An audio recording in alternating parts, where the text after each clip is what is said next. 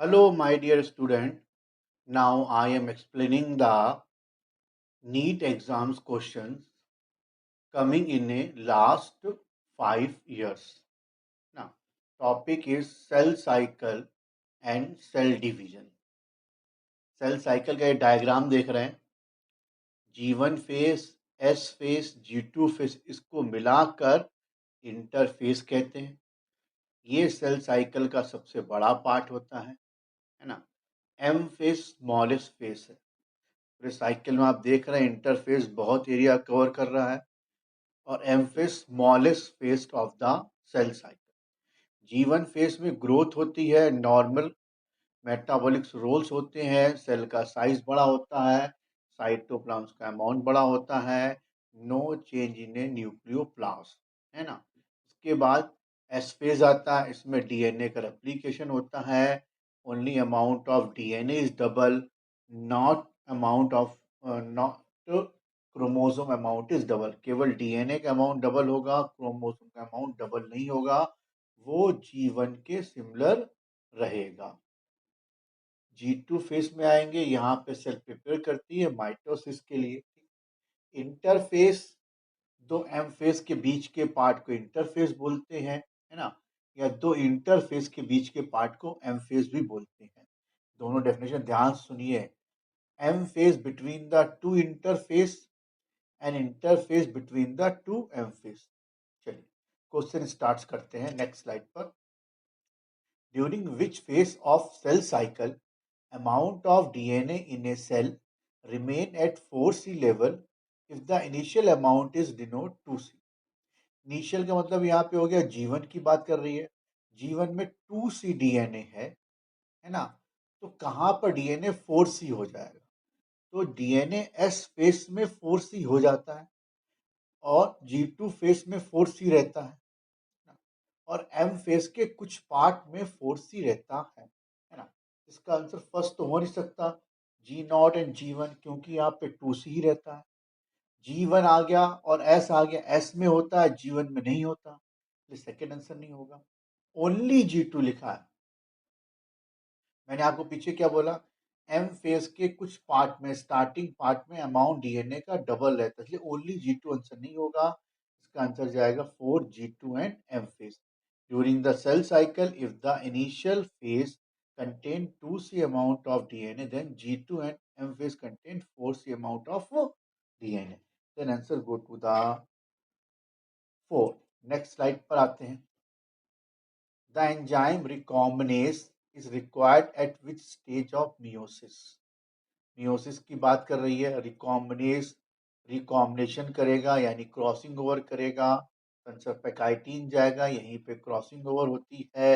recombinase enzyme is the part of the synaptonymal complex which complete the process of crossing over in pachytene stage। Zygotene में सिनेप्टोनियल complex बनता नहीं है, इसलिए recombinase activate नहीं होगा। Diplotene में क्रॉसिंग ओवर हो चुकी होती है, पैकाइटीन में, डिप्लोटीन में टर्मिनेट होता है सिनेप्टोनियल कॉम्प्लेक्स, डाइकिनेसिस भी टर्मिनेटिंग का प्रोसेस होता है। इसलिए इसका आंसर फर्स्ट जाएगा, सेकंड थर्ड फोर्थ नहीं जाएगा। नेक्स्ट क्वेश्चन पे आते हैं।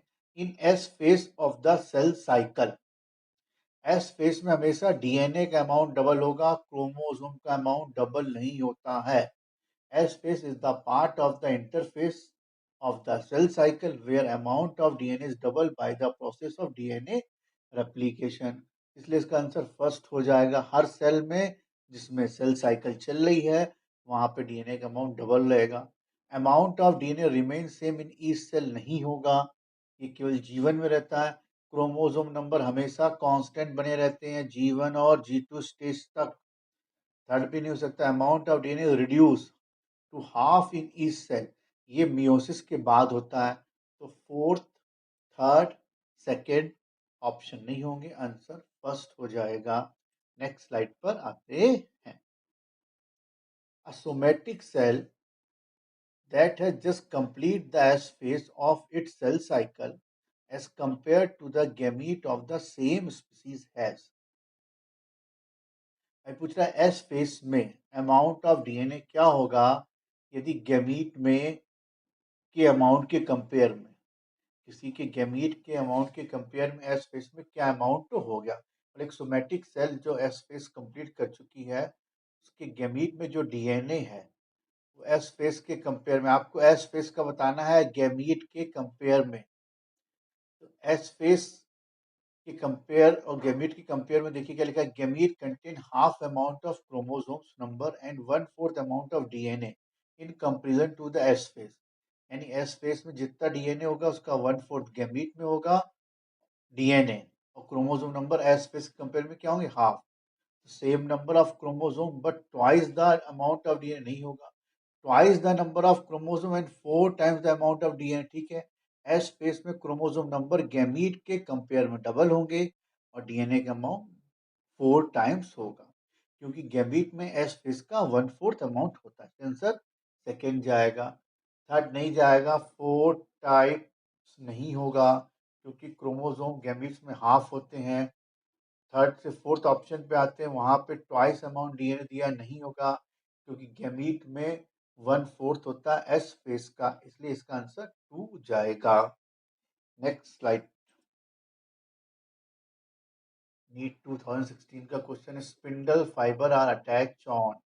स्पिंडल फाइबर काइनेटोकोर अटैच होते हैं, है ना। एक क्रोमोसोम में दो काइनेटोकोर होते हैं, ये भी बोल सकते हैं एक सेंट्रोमियर में दो काइनेटोकोर होते हैं, बीच वाला पार्ट सेंट्रोमियर है ना, जिससे स्पिंडल पास हो जाएंगे, ये काइनेटोकोर हो गए।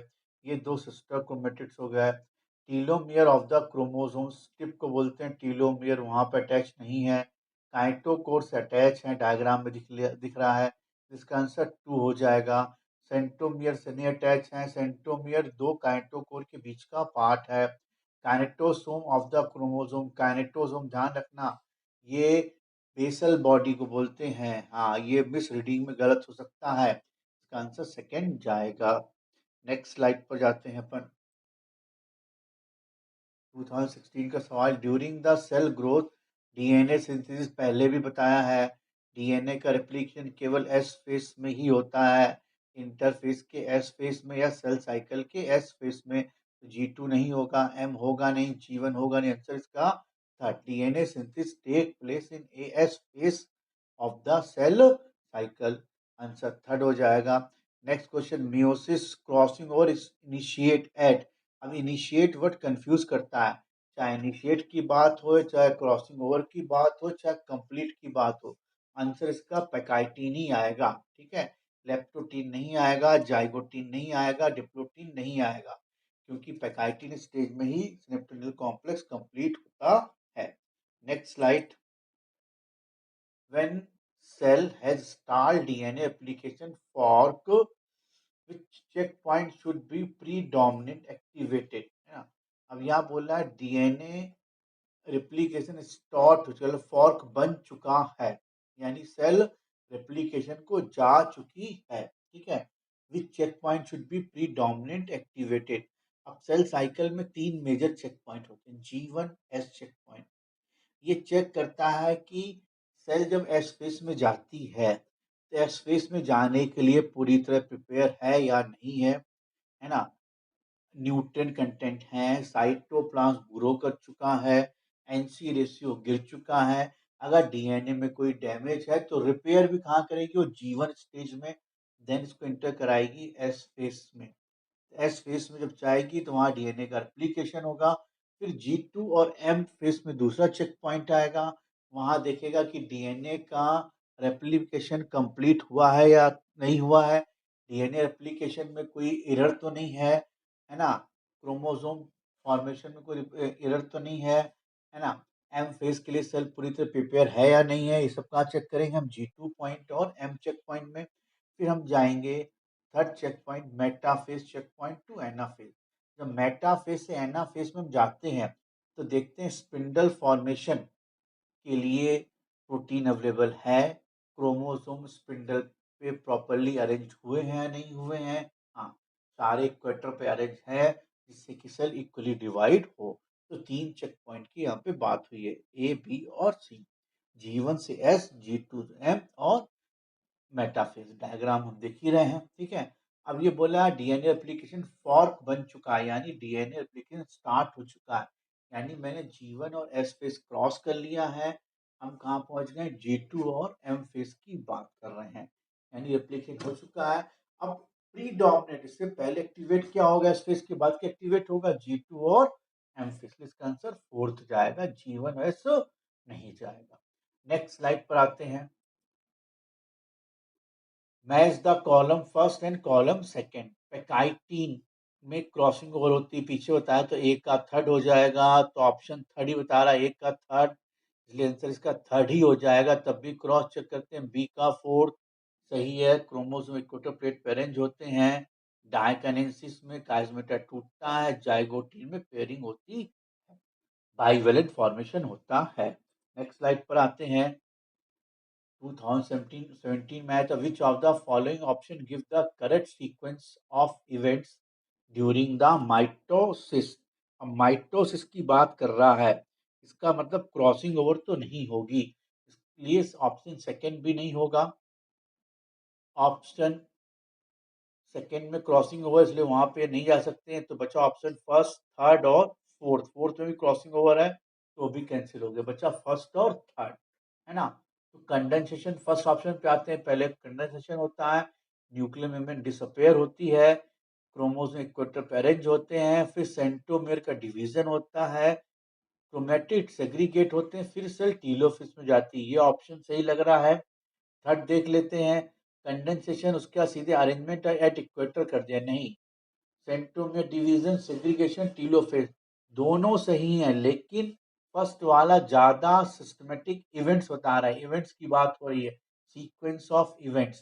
Condensation prophase, nuclear membrane disassembly prophase, arrangement at equator metaphase, centromere division anaphase, segregation anaphase और फिर टीलोफेज। तो सीक्वेंस ऑफ इवेंट्स फर्स्ट में ज्यादा क्लियर कट है, इसलिए इसका आंसर फर्स्ट जाएगा, थर्ड नहीं जाएगा। नेक्स्ट क्वेश्चंस पर आते हैं। Anaphase promoting complex is a protein degradation machinery necessary for proper mitosis of animal cell if APS defective in human cell। अब ये एनाफेस प्रोमोटिंग कॉम्प्लेक्स है, मतलब जब एनाफेस सेल में क्रोमेटिड डिवाइड होते हैं, सेंट्रोमियर डिवाइड होता है, तो क्रोमेटिड पोल की तरफ मूव करते हैं, यानी दोनों क्रोमोसोम या दोनों क्रोमेटिड सेग्रीगेट होते हैं। अब ये बोल रहा है कि अगर एनाफेस प्रॉपर ना हो, स्पिंडल नहीं बनेगा, तो उस कंडीशन में क्या हो सकता है? क्रोमोसोम विल बी फ्रेगमेंटेड, ये फर्स्ट ऑप्शन बोल रहा है, नहीं। क्रोमोसोम टूटेंगे नहीं। क्रोमोसोम विल नॉट सेग्रीगेट, हाँ ये हो सकता है, क्योंकि अगर एनाफेस नहीं एक्टिवेट होगा तो सेंट्रोमियर डिवाइड नहीं होगा, सेंट्रोमियर डिवाइड नहीं होगा तो क्रोमेटिड सेग्रीगेट नहीं होंगे। रिकॉम्बिनेशन हो नहीं सकता है, क्योंकि हम माइटोसिस की बात कर रहे हैं, है ना। Chromosomes will not condense, chromosome condense prophase और मेटाफेस में होते हैं, इसलिए फोर्थ आंसर भी नहीं होगा। कुल मिला के सेंट्रोमियर का डिवीजन रुक जाएगा, इसलिए सेकेंड आएगा। फ्रेगमेंटेड नहीं बोल सकते हैं, सेग्रीगेट बोलेंगे, क्योंकि chromatids are segregated, answer second हो जाएगा। नेक्स्ट स्लाइड पर आते हैं। The stage during which separation of the paired homologous begins। homologous begins, कहाँ पर पेयरिंग स्टार्ट, सॉरी पेयरिंग का सेपरेशन स्टार्ट होता है, कहाँ पे स्टार्ट होता है? क्रोमोसोम पेयर्ड होते हैं जाइगोटीन में, बट हमें सेपरेशन की बात करनी तो जाइगोटीन होगा नहीं। पैकाइटीन में क्रॉसिंग ओवर होती है, डाइकाइनेसिस और डिप्लोटीन, डिप्लोटीन में सेपरेशन बिगिंस होता है और डायग्नेसिस में कंप्लीट टूट जाता है ना। यहाँ पे काइस्मेटा फॉर्मेशन होता है सेकेंड में, और डायग्नेसिस काइस्मेटा टूट जाता है, इसलिए इसका आंसर सेकेंड आएगा। नेक्स्ट स्लाइड पे आते हैं। The current sequence of the phase of the cell cycle is G1S, G2 और M। ये स्टार्टिंग में डिस्कस करा था, हाँ इसका आंसर फोर्थ आएगा। ये सवाल सिंपल होते हैं, लेकिन इनको थोड़ा केयरफुली ऑब्जर्व करके ढंग से करिएगा, है ना। Question number 26, cell in a G nought phase G nought fit पर exit from the cell cycle है, इसमें ऑप्शन फर्स्ट दिया एग्जिट द सेल साइकिल, गलत है। Exit from the cell cycle है, इसलिए फर्स्ट ऑप्शन नहीं होगा। आप जल्दी जल्दी में फर्स्ट ऑप्शन आंसर लगा सकते हैं, तो फर्स्ट नहीं आएगा। इंटर द सेल साइकिल नहीं हो सकता है, क्योंकि सेल साइकिल से बाहर जाती है। टर्मिनेट भी नहीं होती, क्योंकि सेल साइकिल तो चलती रहती है। सस्पेंड द सेल साइकिल, हाँ सेल साइकिल से ही अलग हो जाती है। सस्पेंडेड मतलब अलग कर देना, होता है ना, सस्पेंड कर दिया उनको, अलग कर दिया, है ना। Exit from the cell cycle आएगा, थर्ड आंसर होगा। फर्स्ट इसका आंसर नहीं होगा। ध्यान दीजिएगा, क्वेश्चन में लैंग्वेज इंपॉर्टेंट है। नेक्स्ट स्लाइड पर आते हैं। After meiosis first the resultant daughter cells है। म्यूसिस फर्स्ट के बाद क्रोमोसोम नंबर हाफ हो जाते हैं, बट डीएनए अमाउंट हाफ नहीं होता है। डीएनए अमाउंट जीवन के इक्वल ही रहता है। तो same amount of DNA in parent cell in S phase सही है ना। Daughter cell same amount of DNA in the parent cell, S phase के कंपेयर में नहीं आएगा। एस फेस कंपेयर में हाफ होगा। Second option twice the amount of DNA comparison to haploid gamete, ये सही है, क्योंकि जीवन के इक्वल होगा तो हैप्लॉइड गैमेट के कंपेयर में ट्वाइस होगा। अगर जीवन में 10 हुआ तो गैमेट में 5 होगा, तो ट्वाइस हो गया जीवन के कंपेयर में, है ना। सेम अमाउंट ऑफ डीएनए नहीं हो सकता, हैप्लॉइड गैमेट में हाफ हो जाता है। 4 टाइम्स ऑफ अमाउंट, ये एस फेस के कंपेयर में होगा, इसलिए फोर्थ ऑप्शन नहीं होगा। फोर्थ ऑप्शन एस फेस के कंपेयर में है, थर्ड हो नहीं सकता क्योंकि गैमेट्स में हैप्लॉइड होते हैं। सेकेंड ट्वाइस होगा, क्योंकि G1 में जो डीएनए अमाउंट होता है हैप्लॉइड में उसका हाफ होता है, इसलिए इसका आंसर सेकेंड आएगा। नेक्स्ट स्लाइड पर आते हैं। AIPMD 2009 में क्वेश्चन आया है, given below is a systematic breakup. ये सेल साइकिल का डायग्राम दिया है, तो ये माइटोसिस बोला तो एम फेस हो गया। एम फेस के पहले G2 फेस आएगा, फिर D is the S face और ये G1 फेस। तो क्वेश्चन में क्या पूछ रहा है, करेक्ट इंडिकेशन बताना है आपको। तो A is the G1, D is the synthetic phase, इसका आंसर फोर्थ हो जाएगा, है ना। ए पूरा एम फेस है, तो ये प्रो फेस, ये मेटा फेस, ये एना फेस और ये telophase. C is the cytokinesis, तो सी साइटोकाइनेसिस नहीं दिया हुआ है ना, थर्ड होगा। ए फर्स्ट भी नहीं हो सकता, A is the M phase, B is the anaphase, तीनों नहीं होंगे, तो आंसर क्या आएगा, डी सिंथेटिक फेस। इसका आंसर फोर्थ हो जाएगा। नेक्स्ट स्लाइड पे आते हैं। Crossing over take place between the which chromatid and which stage of the cell cycle?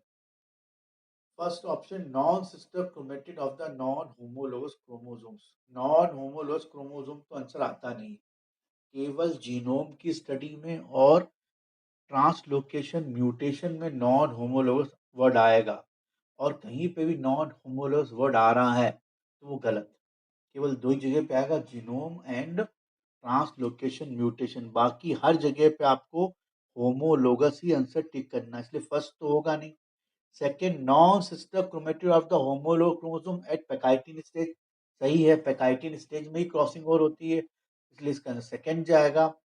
Third नहीं हो सकता, क्योंकि जाइगोटिन स्टेज में सिनेप्टोन्यूल कॉम्प्लेक्स कंप्लीट ही नहीं होता है, और सिनेप्टोन्यूल कॉम्प्लेक्स के थ्रू ही क्या होती है, क्रॉसिंग ओवर। फोर्थ नहीं जाएगा, क्योंकि फिर नॉन होमोलोगस वर्ड आ गया है, ठीक, इसलिए इसका आंसर सेकेंड हो जाएगा।